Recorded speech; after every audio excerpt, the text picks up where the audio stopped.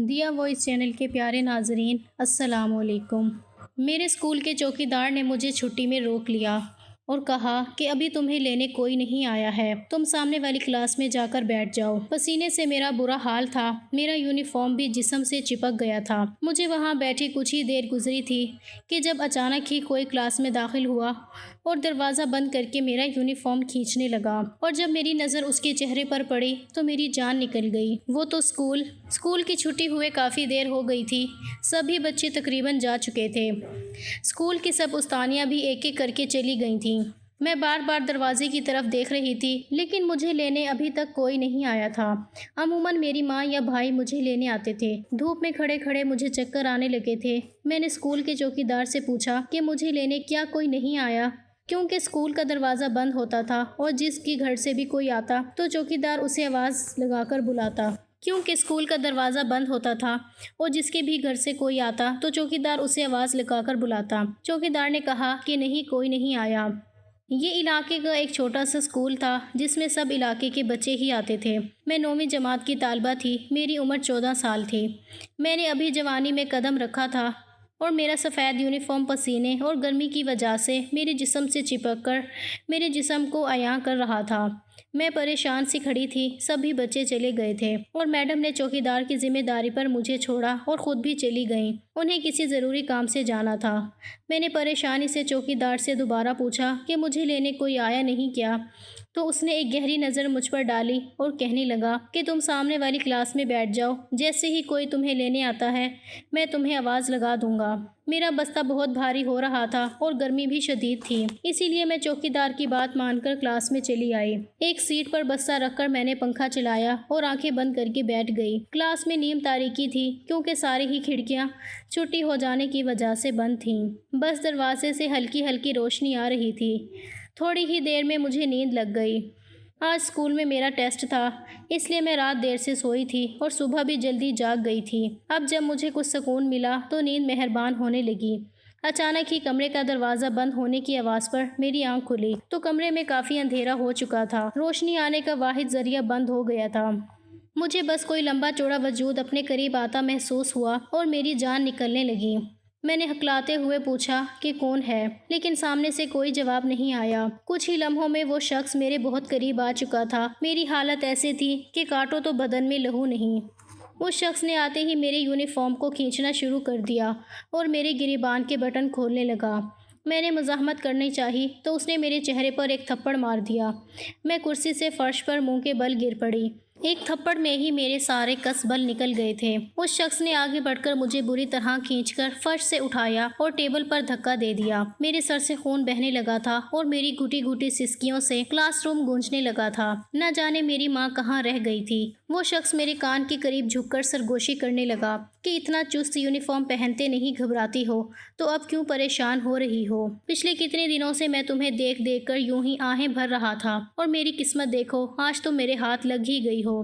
تمہارا یہ چست جسم سے چپکتا یونیفارم میرے جذبات کا امتحان لے رہا تھا۔ تمہاری گلاب کی کلی کے مانند کھلتی جوانی مجھے بے چین کر رہی تھی۔ آج میں خود کو سیراب کر لوں گا۔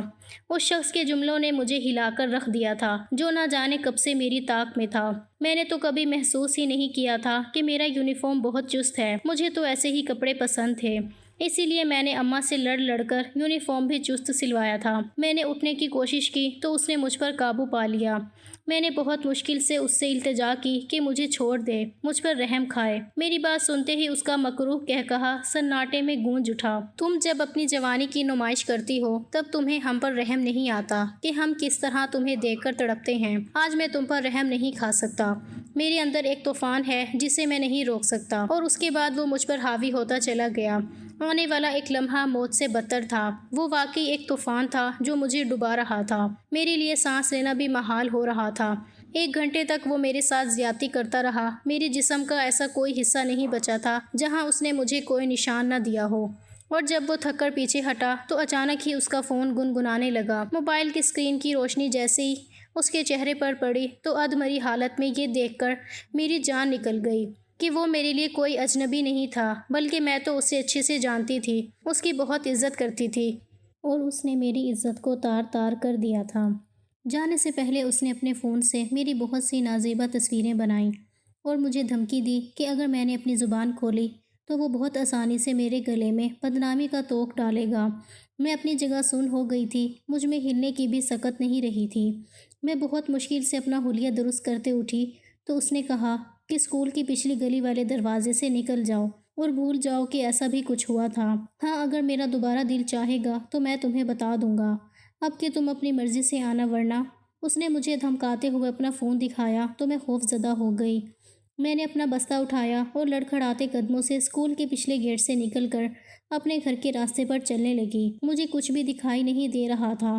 راستے میں موجود ہر مد سے مجھے گھن محسوس ہو رہی تھی۔ آج مجھے اپنا چست یونیفارم بھی بہت برا لگ رہا تھا۔ میں بار بار اپنے دوپٹے کو اچھی طرح ٹھیک کرتی بس چلی جا رہی تھی۔ 15 منٹ کا راستہ میں نے گرتے پڑتے آدھے گھنٹے میں طے کیا تھا۔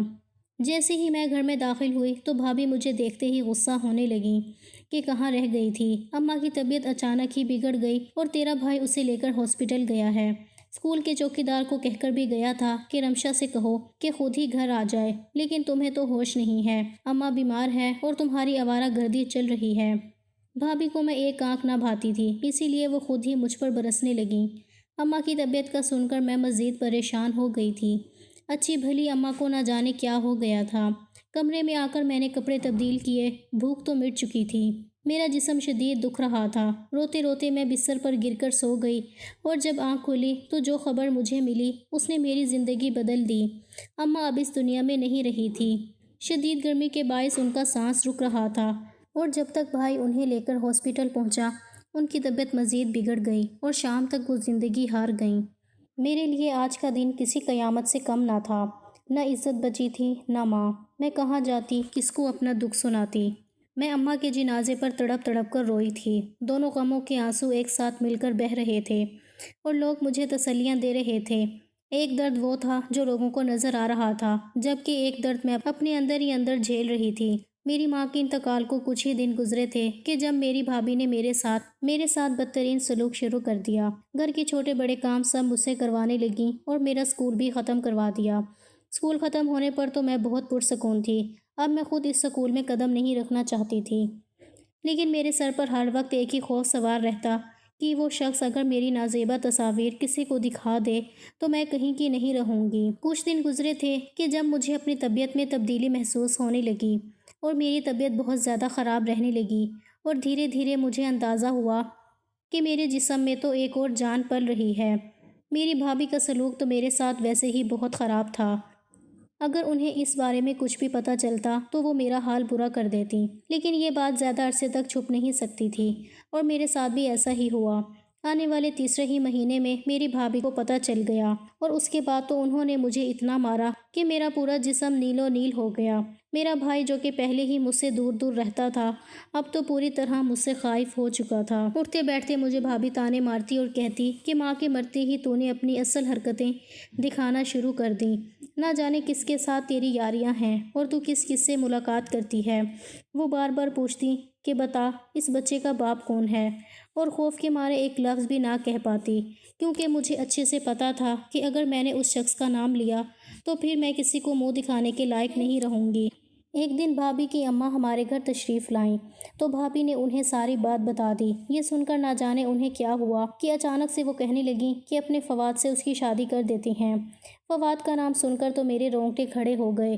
وہ میری بھابھی کا ایک 40 سالہ شرابی بھائی تھا جسے آج تک کسی نے اپنی بیٹی نہیں دی تھی۔ لوگ تو اس سے بات کرنا بھی پسند نہیں کرتے تھے اور بھابھی کی ماں موقع کا فائدہ اٹھا کر میری شادی اس سے کروانے کا کہہ رہی تھیں۔ میں کسی بھی صورت ایک شرابی شخص سے شادی نہیں کرنا چاہتی تھی۔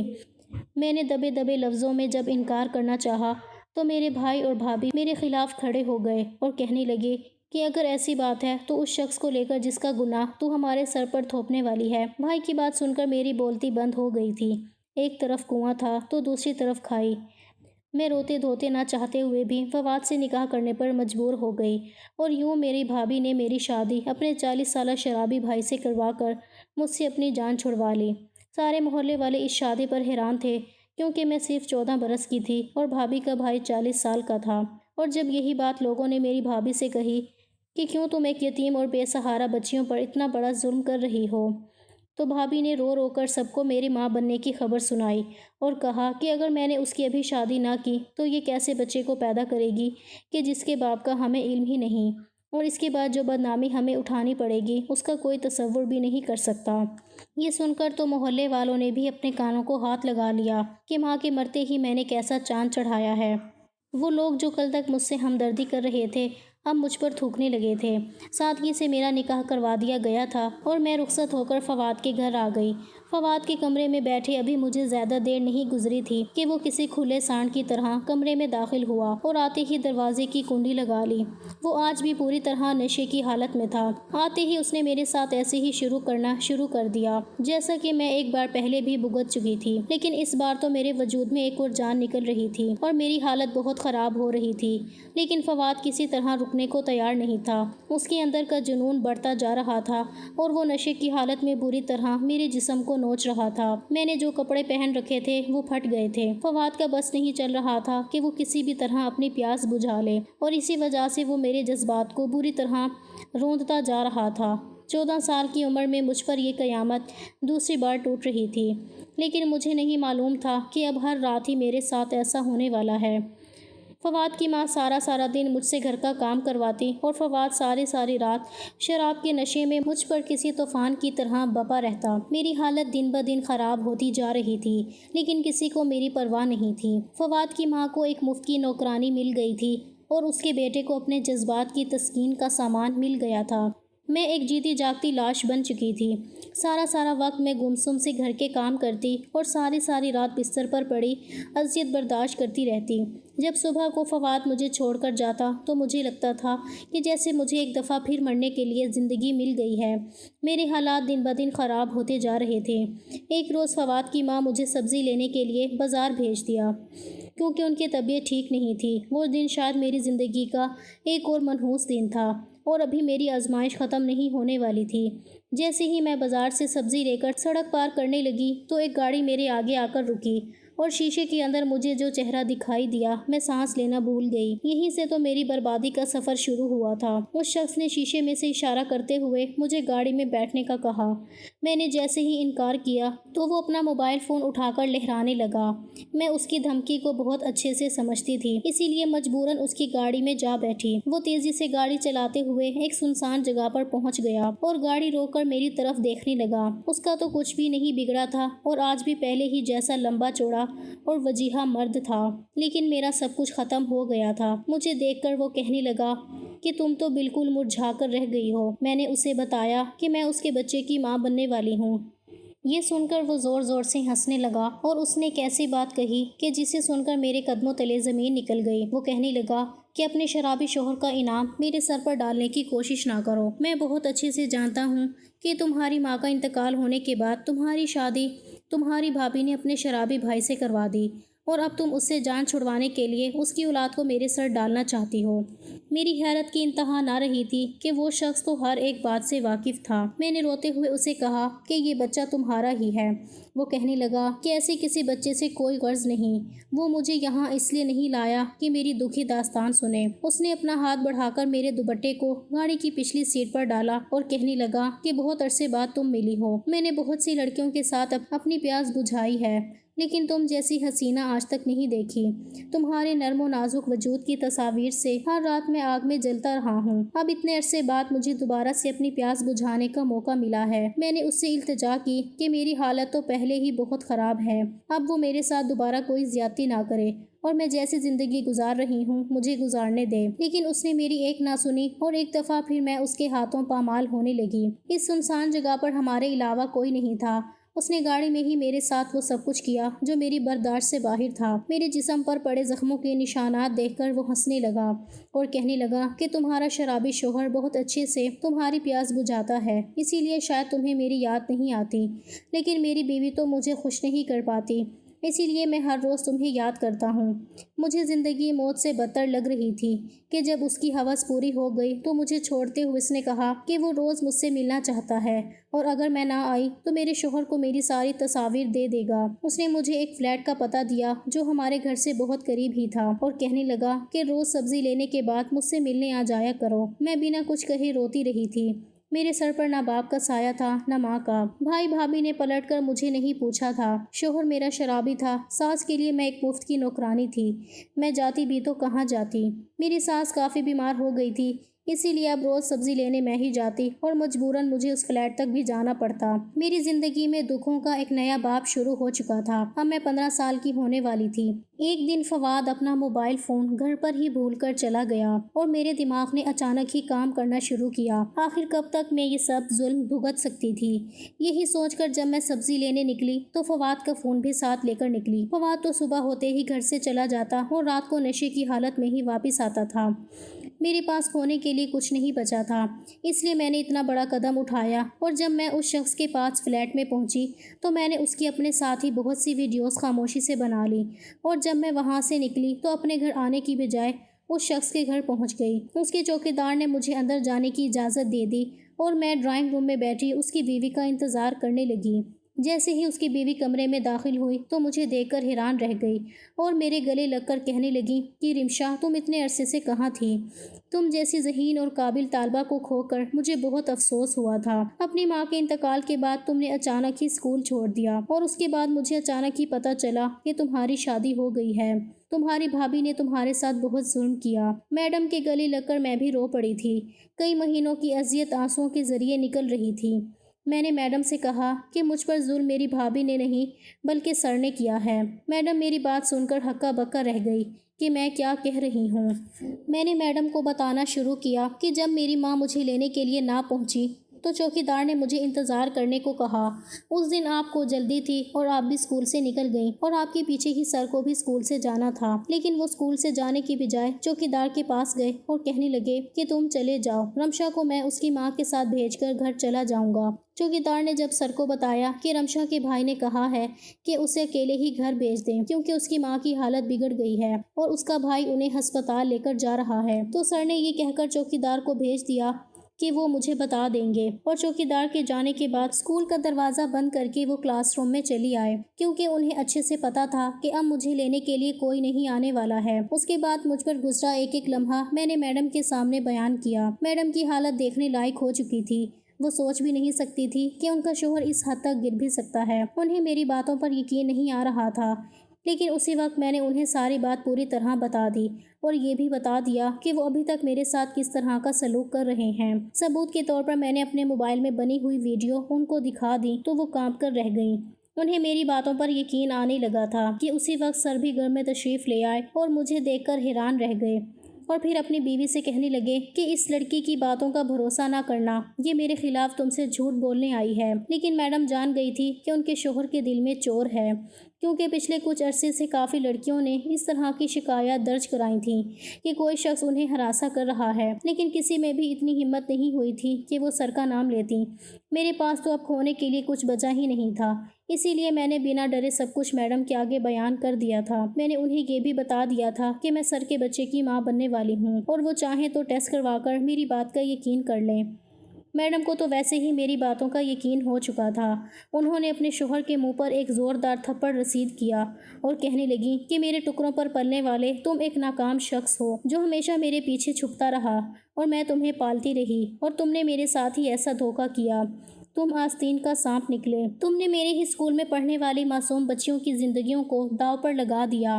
میں تمہیں کبھی معاف نہیں کر سکتی۔ یہ کہہ کر انہوں نے فوراً ہی پولیس کو بلوایا اور اپنے شوہر کو خود پولیس کے حوالے کر دیا۔ میڈم ایک بے اولاد عورت تھیں اور سر اسی بات کا فائدہ اٹھا کر ان کے پیسوں پر عیش کر رہے تھے۔ آج جب سارا سچ کھل کر سامنے آ گیا تھا تو میڈم نے مجھے کہا کہ مجھے پریشان ہونے کی ضرورت نہیں ہے۔ انہوں نے ایک وکیل سے بات کی اور میری طلاق میرے شرابی شوہر سے کروا دی۔ کچھ عرصے میں میں نے ایک خوبصورت سی بیٹی کو جنم دیا تھا جسے میڈم نے اپنی گود میں لے لیا تھا۔ میں میڈم کے گھر میں ہی رہ رہی تھی۔ میڈم نے دوبارہ سے میری تعلیم کا سلسلہ جاری کروا دیا تھا۔ میری ماں تو اس دنیا میں نہیں رہی تھی، لیکن میڈم نے ان کی جگہ لے لی تھی۔ کیس عدالت میں چلنے کے بعد میڈم کے شوہر کو قید بامشقت کی سزا سنا دی گئی۔ ظلم کتنا ہی بڑا کیوں نہ ہو اور ظالم کتنا ہی طاقتور کیوں نہ ہو، لیکن ایک نہ ایک دن اپنے انجام کو ضرور پہنچ کر رہتا ہے۔